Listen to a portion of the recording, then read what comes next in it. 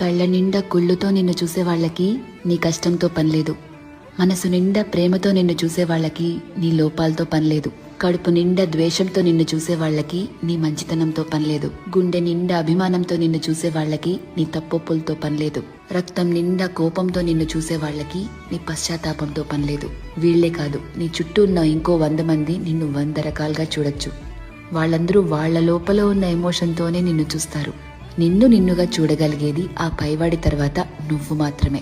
ఎప్పుడైతే నువ్వు నీలో ఉన్న తప్పులు ఒప్పులు, మంచి చెడు, నీలో కోపాలు, నువ్వు చేసే మోసాలు, నీలో మార్పులు, నువ్వు పడే పశ్చాత్తాపాలు, నీ చుట్టూ బాధ్యతలు, నీ ఆశలు, వాటికై నీ కష్టాలు, దేవుడిచ్చిన లోపాలు, నీ ప్రయత్నాలు, ఇలా ఎదుటి వాళ్ళని జడ్జ్ చేయడానికి మనం వెతుకుతూ ఉంటామే, వాటన్నిటి ద్వారా నిన్ను నువ్వు చూసుకోగలిగితే ఎలా అన్బయాస్డ్ గా, లాయర్లా కాదు జడ్జి లాగా, అప్పుడు నువ్వేంటో నీకు అర్థమవుతుంది కదా.